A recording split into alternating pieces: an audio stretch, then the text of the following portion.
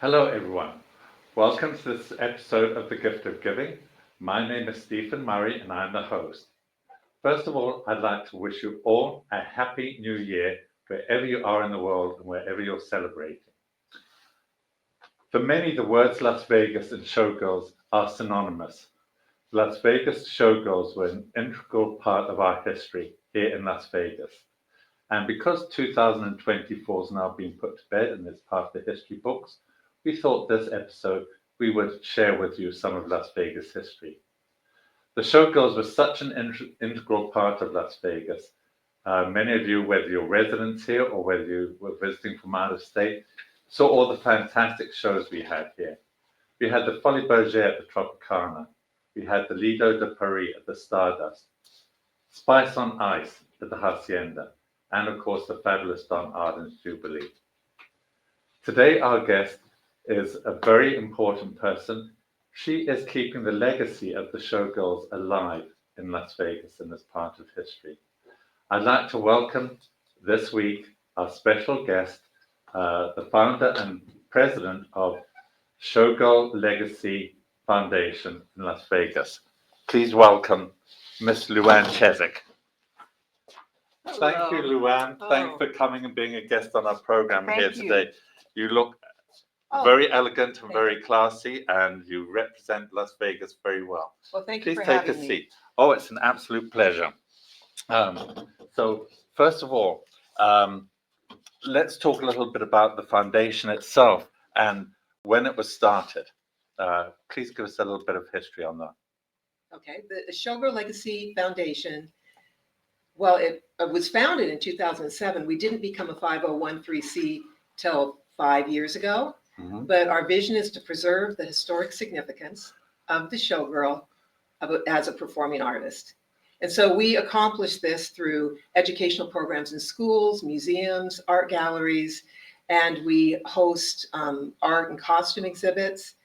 And it's just been a great ride, Yes. finding the foundation, and it's been a really important part of the community. For sure. Well, it is an important part of our history, and it's nice that is not getting forgotten. And Absolutely. we're going to be talking about some of those, the educational aspects of it later in this program. Okay. But what was the actual catalyst, Luann, that made you start this? Well, I came to Vegas in 1979 as a dancer, and I'm sure we'll talk a little bit more about the detail of that. Yes. But in 2007, one of my friends, Linda Spinks, called me and she said, "Have you heard they're imploding the Stardust Hotel?" She said, "We need to organize a reunion." And so we pulled together a reunion. 650 people came from all over the world. And, we danced. I danced with women from all over the world. And as I was standing back, looking at all the women that came, everybody was dressed up. Everybody was happy and laughing. And it was, the showgirls, the entertainers, their friends and family, the cast and crew. And, the Lido de Paris was at the Stardust for 33 years. Yes. There were 13 editions. In fact, it was the first show that came to Las Vegas in 1957. And then the Folie Bergère over at the Tropicana followed shortly after that. And Enter the Night was there for 9 years. It was the Wayne Newton Showroom Theater. And so as I looked and saw all my friends back, and everybody was dressed up, and we recreated numbers from the shows. There were women on stage between their 30s and their 80s. Not only was I just overwhelmed at that reunion, but I started thinking, we're becoming history. Yes. Who would have ever thought? Yes. Right? And I know we're all getting older, right? But who would have thought that those shows would have been closing? We thought they would be there forever. And then it made me realize that I need to keep this excitement alive. It became the event of the year. Yes. Bill Bill Boyd showed up. It was just this amazing event. And I thought, well, how can I keep that excitement alive? Because, that so unique. The entertainment is so unique to Las Vegas, right? Yes. And I danced with some of the most beautiful women from all over the world. And I thought, well, maybe I can put like a coffee table book together or a calendar together. But you have to remember, this is like 2007. No social media back then. No. Right? The internet was just coming on. No Facebook. People were kind of holding tight to their photos, and they were going to write a book or something. And we didn't really have a lot of photos of ourselves because we weren't supposed to take photos backstage. And if anybody in the audience had a camera and the maitre d' saw them, he would walk over, ask for their camera, and take the film out of the camera. Right? Yes. You can't do that today. No, with everybody. no, yes. Right? So it was a whole different world. Yes, it was. Back then. Yes. So nobody really wanted to give up their photos. And I thought, what, I kept brainstorming and thinking, what can I do? What can I do? And a Showgirl art competition came to mind, because that way it would still, it would glorify that beautiful, iconic Showgirl. Yes. And so I called my friend again and I said, what do you think of this idea? And she said, well, both my students are at the Las Vegas Academy of the Arts and they're focusing on visual arts. Why don't you call Kelly Mabel, the art instructor, and just, run it by her? So I called up Kelly Mabel and she got it like right away. Uh-huh. I mean, she saw the value of an art competition and merging, the arts, dance and costuming. And great idea. Right? Yes. And the kids totally embrace it. And we're in our 19th year of the Showgirl art competition. Nice. Yeah. And we're going to see some of those pictures later on the program. Yes. You're going to share with us. Yes. I think that's a fantastic idea. Tell us a little bit about, you were in some of the shows yourself, right? Yes. Tell us which shows you were in. And at that time, were you aware that you were becoming a part of Las Vegas history, a very significant part of Las Vegas history? Because people would come here back then, not just for the gambling, they would come here to see these lavish and spectacular productions. Yeah, when I first got here, I mean, I had no idea how things were progressing, but I came directly from college, and my friend who brought me here, her mom comped us into Hallelujah Hollywood, which was at the original MGM. That's right. Yes. From 1973 to 1980. And then I was in the show for a couple of years, and then we went into rehearsals for Jubilee. Mm-hmm. And we were 3 weeks out from opening, and the MGM fire struck. And that's still the largest disaster in Nevada state history. Yes. And so all of a sudden we were out of work. And so all the other shows around town were trying to think of ways of how to employ us. Mm-hmm. And so I was fortunate enough to get a job at the Lido, Dave Perry at the Stardust. Uh-huh. And back then they'd match you up with your opposite females on stage. Oh. So Shirley Allen is my height, my build, same color, and her opposite on stage had just left. So they matched me up with Shirley, and that's how I became a dancer in the Lido.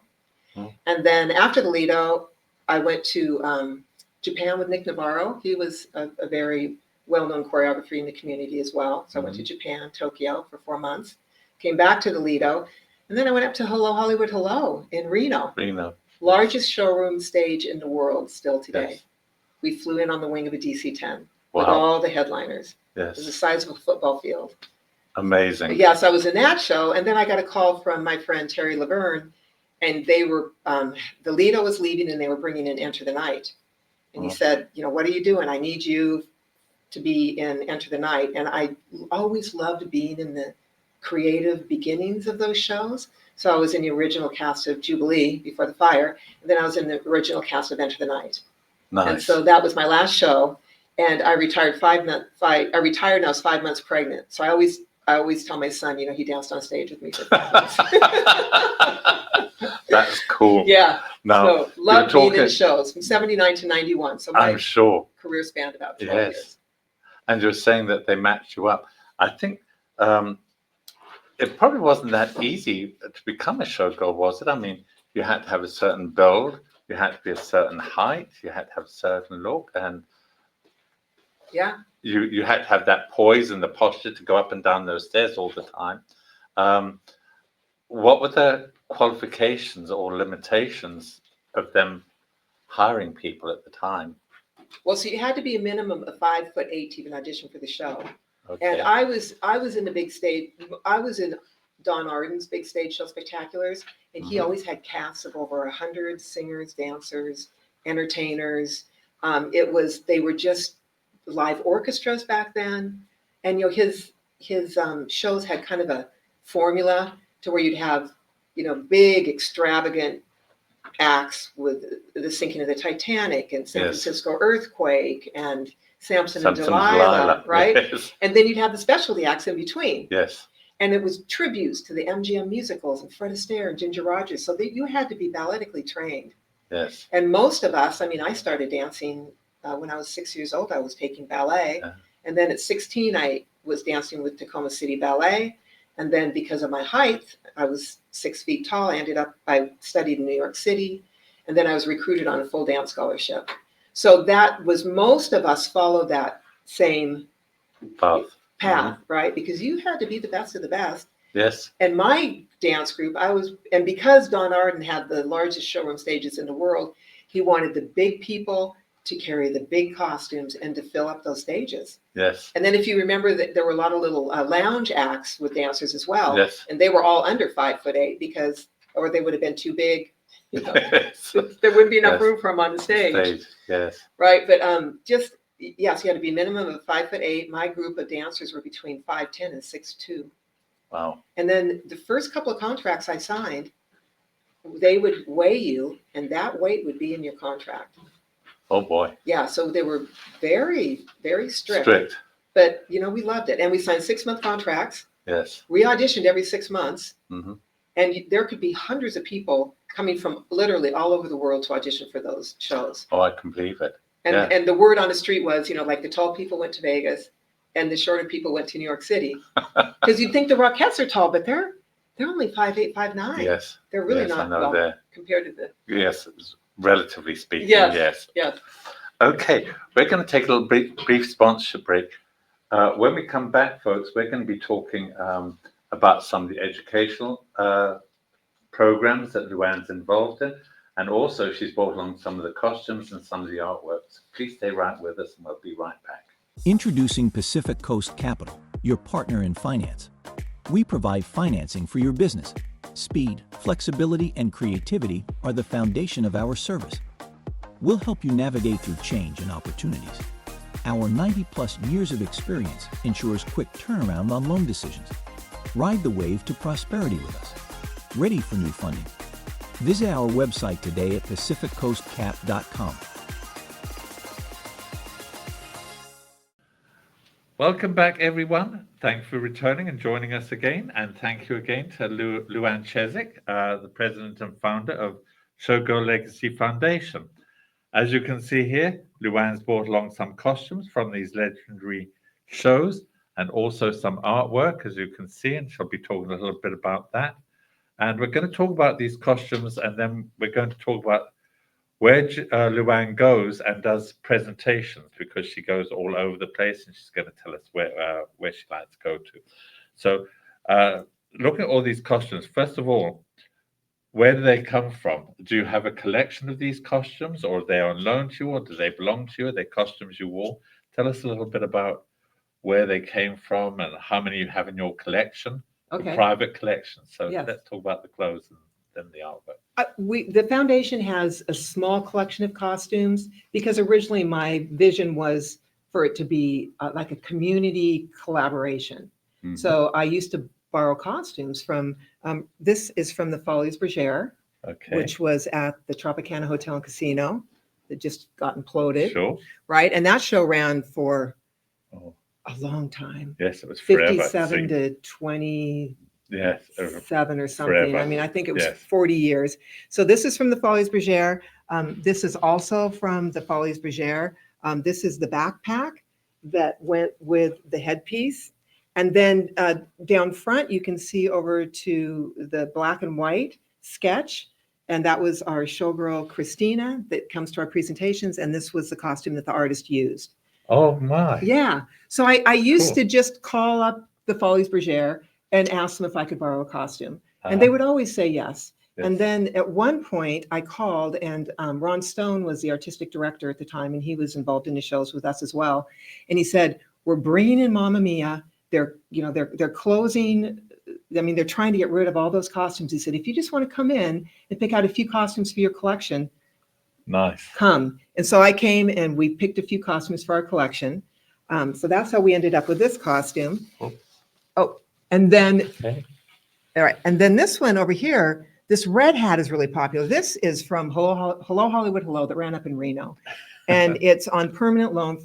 Karen Burns is the owner of the Hello Hollywood Hello costumes. And so you'll see down front, there's a painting of the costume. This is the most popular costume because this hat is so big and beautiful. I know I'm kind of, oh, That's all right. there you go. These are dyed turkey feathers. Oh my goodness. And this wasn't a showgirl hat. We danced in this hat. In fact, this was my hat. And then it also had the boa. The boa. And then you've got, these are beautiful Swarovski crystals. You usually see white Swarovski crystals. Want me to hold this while you show? Okay, well, thank you. There Usually you go. see white Swarovski crystals, but these are such a unique, beautiful color Yes. of crystals. And then there was the bra that went with it. And again, you can see the crystals, the beads, the No expense spared, rhinestones. very lavish. No. Back in the day, I mean, the Jubilee costumes. If you remember the finale, and they were they were called the Jewel Box costumes. Yes. Jewel Box costumes. Bob Mackie designed those, which is Cher's, designer of all of her costumes. Designer, exactly. A lot of art. And those costumes started at $10,000. Yes. I mean, wow. I think when they opened up Jubilee back in 1980, it was like $10 million. Yes. There was a worldwide shortage of Swarovski. I can never say Swarovski crystals. So I know. Yeah, so we also have this costume. So now, and then we have a few costumes, but Jubilee always lends us a costume, and we call them as well. And they still have those costumes down in the basement. Yeah. Jubilee. Wow. Yeah. Yes, because they have a display there, don't they? But people can go and visit. Yes. I can see this one was the size that it is because it would have got lost on the stage in Reno. The big size of the stage. If it was any smaller, people wouldn't have noticed it. You can't miss that. Yeah. That size. And I think there were 48 of us. Wow. Dancing wearing those on the stage and wearing those. And then this, I love this hat because this is the men's hat, right? That went with the women's hat. So I mean, if you want to be our model. I'll try. And if you look inside, this is really interesting too. There's plastic inside of it because the men wore makeup as well. So there's plastic inside that hat to protect. You look great. There we go. You're a little short, but Well, you could have been a dancer. What? Yes. Very nice. Okay, there you go. So, yes, I don't think I didn't miss my calling. I don't think this was my calling, but no, never wanted to dance or sing. Not in public. Certainly not singing. But anyway, no. So okay. So and the red costume, the one with the boa, that's a composite of all of these. Yeah. The ones that you showed that you held up, the Swarovski crystals and everything. Yeah. So you can see there, and there are two paintings. So that's where we start talking about, our Showgirl art competition. So I mentioned what I called Kelly and Mabel with my idea about the art competition. Art competition. She totally embraced the idea, and it became part of the curriculum of the students.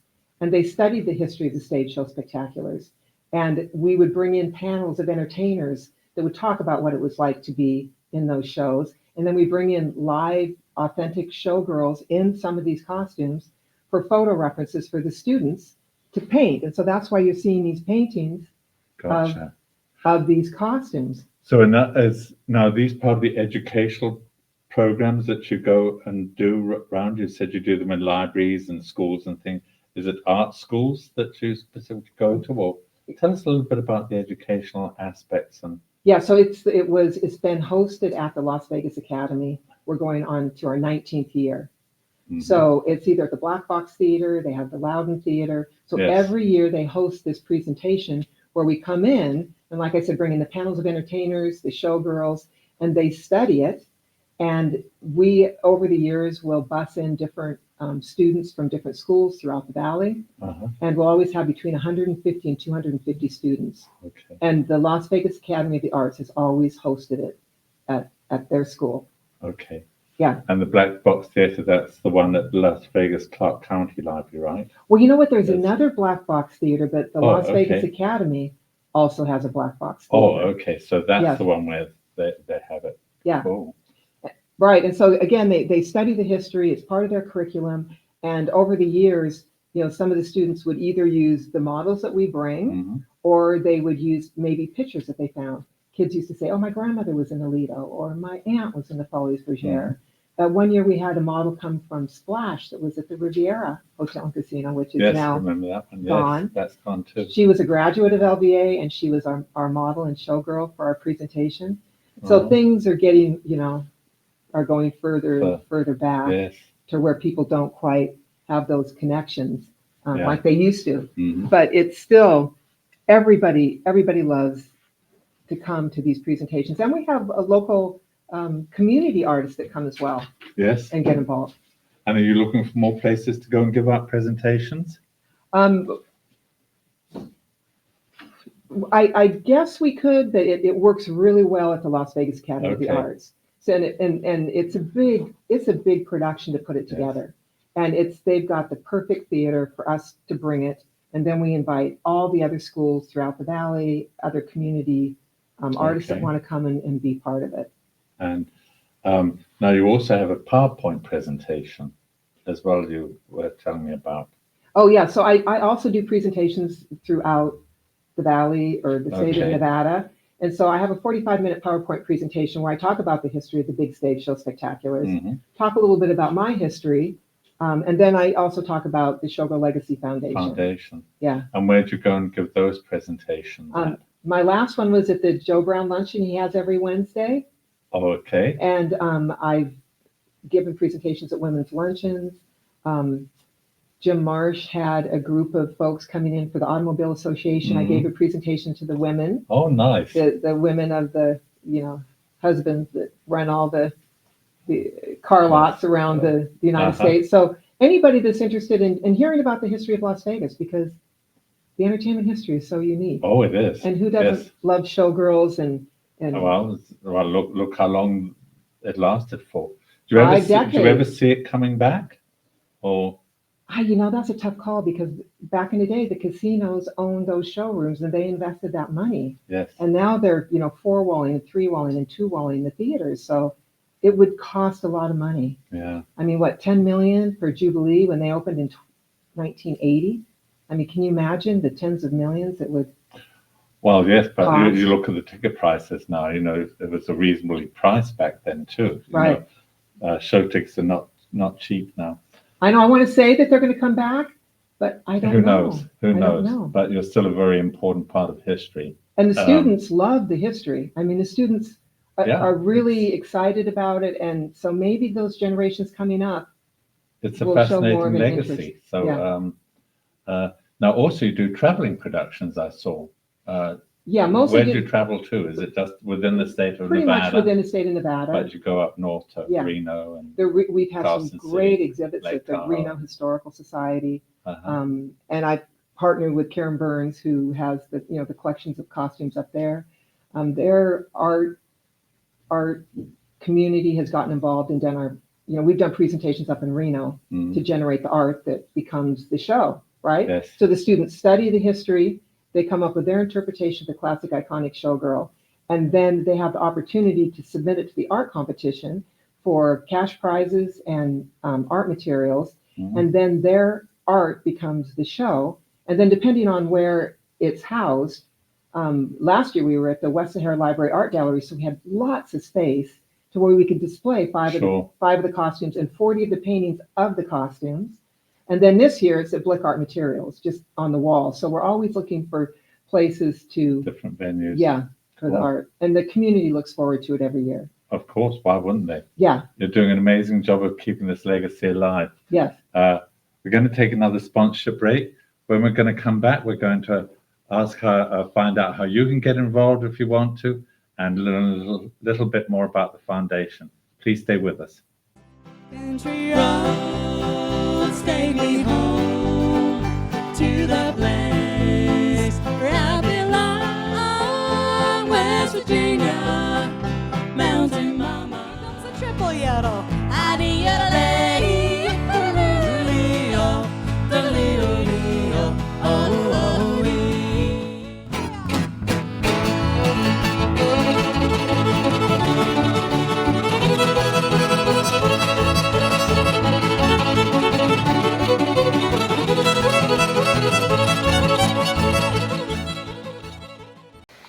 Hello, everyone, and welcome back.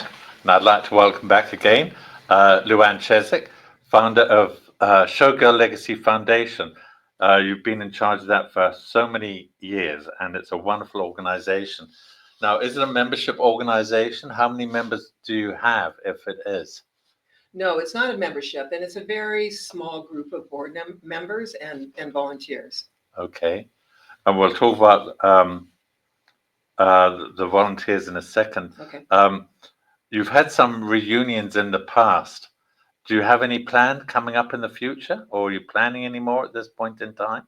Well, we've talked about it because Hallelujah Hollywood just had their 50th. It's been 50 years since Hallelujah Hollywood opened at the MGM. Mm-hmm. And so we've been talking about pulling together a Hallelujah Hollywood reunion, but we haven't quite done it yet. And it used to be we would do reunions specific to a show. And now that we're all getting older and there aren't as many of us left, we're like, anybody can come. But so we're talking about a Hallelujah Hollywood reunion. Okay. And earlier on this year, just want to mention too, Stephen Sondheim's show Follies Yes, I shouldn't say came back to Las Vegas because it had never been here before, that's right. but it was put together by the Metropolis Theatricals, I believe. Mhm. And there was talk about it moving to the Strip, and that show was all about Yes. glamour and glitz and Yeah, what have you. that was a great show. Has there been any Michelle. more news of it I- coming to the Strip at all? Because No, that would but be a there, great.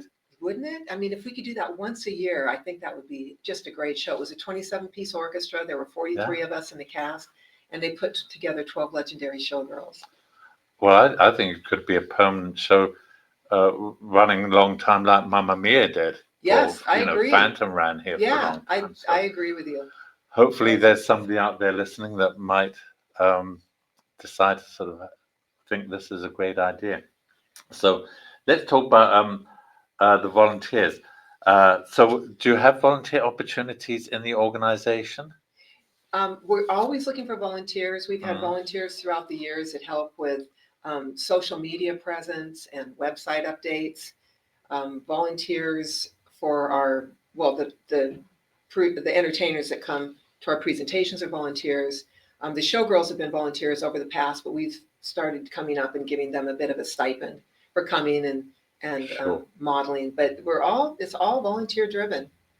So, Cool. yeah. So if anybody wants to volunteer, I think this is a very exciting organization to be involved with, because you're part of keeping Las Vegas history alive, a very important part of Las Vegas Exactly. history alive. And, we're always looking for judges. And so, we have the art competition and then the judges come in and judge the artwork. And there were 20 judges last year. A lot of our judges come back. They might be showgirls, artists, entertainers, just friends of the showgirls, and people that support the Las Vegas Academy of the Arts, because I can't say enough about the art students at the Las Vegas Academy of the Arts. And people can't believe that the art in our exhibits are students, and they're usually 9th graders and 11th graders. Now, these students, I think you mentioned that you also give out scholarships. Are these some of the students that you give scholarships to? Absolutely. And we would love to grow our scholarship program more too. So we're always looking for folks that would be interested in sponsoring some of the students. This year, one of our students is at UNR in Reno, and our other student is at UNLV in Las Vegas. And we gave out $1,500 scholarships to each one of them. Nice. Yes. Now, if a student wants to reach out for a scholarship, how do they go about doing that? Do they go to the website and? Yeah, they could reach out to me, and my email address is luann@showgirllegacy.org. Okay. But most of the time, those students are getting scholarships because we've been watching them grow over the years in Miss Mabel's art class. So you select them? Yes. Okay. Yes. So they don't apply to you so much, but they we, can. But we would love to have a larger, scholarship fund and program available as well. So, I mean, that's something that we would always love help with, because there's so many talented students out there. Oh, there's no question about it. Well, just looking at some of this Yes. artwork here, I mean, it's spectacular. It's incredible. Yeah. can anybody list to be a judge in these competitions that you Anybody have? can be a judge, and So they they can don't have to, reach out to me. the regular man in the street could just think, hey, I'd like to be a judge on that. Yeah, I mean, if they're an art enthusiast, and they're in Miss Mabel's classroom down at the Las Vegas Academy of the Arts, so you get to see, all the art that the students are working on, and we'll feed them snacks and drinks, and Cool. people usually stay for hours and just love to walk around and look at the art, and it's really hard to make that decision too, Yes, because yes, we'll have 40 or 50 students submitting their artwork, and we might pick 12 or 15 depending on how big the exhibit is going to be Yes. that year, and people will like just labor over it because they're so talented and they're Yes. so good at what they do. what they do. Yes. Now, how did you organize? You're giving out these scholarships and you're providing the food and snacks, and you've got other expenses, of course. Yes. How does the organization get funded? Do you get support from any of these hotels and casinos, or state grants, city grants? To be honest with you, I haven't really spent a lot of time because we do have one donor, and he donates $5,000 a year. Mm-hmm. And then he also sits on the board of Cupertino Electric, and so they match his donation. So we have about a $10,000 base that Yes. that helps maintain the websites. We buy art materials for the students. Thrive Financial is also a sponsor, and they sponsor a lot of the art. But we could always. That's why if we raise more money, I would love it to go to the students. Art Yeah, materials are expensive. Yes. Yeah. Everything is these days. Yeah, So, I know. there are people that actually write grants, and maybe you could reach out to one of them and say, hey, could you write Any some grant grants writers for us? out there? Anything? Yes. And Any then grant writers out there? That's right. And then over the years, we've had people that have funded transportation, because we'll have buses that will bring in students from throughout the valley. Yes. So we can always use money for transportation. That's gotten more expensive. And then we're always looking for new places for the art to be displayed. Cool. Yeah. Okay. On that note, would you like to share with us your contact information? I know you mentioned it in passing, but please share with us your website and how people can reach out, visit your website, learn more about the foundation and what you're doing. Okay, so our main website is www.showgirllegacy.org. And then we also have a website, www.castandcrewreunion.com, that was originally created when I organized a reunion at the Stardust. And that one's more static, and we post all the paintings of the students' artwork from over the years. There's a lot of history in that website. A lot of students go to that website because there's photo references there. So we have those two websites. And then you can reach out to me at luann@showgirllegacy.org. What else? No. Oh, and we have a Facebook, Showgirl Legacy Facebook page, if you'd like to check out our Facebook page. Instagram, we have an Instagram page. I'm so old school, right, that a lot of the younger kids are over on Instagram. I'm not doing TikTok, but so we also have an Instagram Showgirl Legacy page where we post a lot of the paintings, what's going on. Cool. Yeah. So there's a lot of ways that you can reach out to the Showgirl Legacy Foundation. Luann, it's been such a pleasure having you on the program. I'm so excited that this show's kicking off the new year. The show on the 1st of January. Here the show's going to go out, and it's going to be a wonderful, uplifting experience, I think, for everyone tuning into this program. Well, So, thank you so much again. for having me and Oh. introducing the Showgirl Legacy No, Foundation to your it's a followers. pleasure. That's what this program's all about. Yeah. So I'd also like to thank John Stars, our show's producer and station owner, for allowing me to host this program. I'd especially like to thank you, the viewers, for tuning in. I hope you've enjoyed this program. And if you know of anyone who is involved in the arts, appreciates Las Vegas Showgirls and the history that they brought to our city, please share this interview with them and help spread the word. If you have any questions or comments on this interview, please reach out to me at Stephen@thegiftofgiving.Vegas. I'd certainly love to hear from you. And finally, I'd like to thank our sponsors. We would not have a program if we did not have sponsors. They are Pacific Coast Capital, Priority Wealth Partners, the Firelight Barn, and Ralph John Champion, my business partner. You'll hear his message right at the end of this program.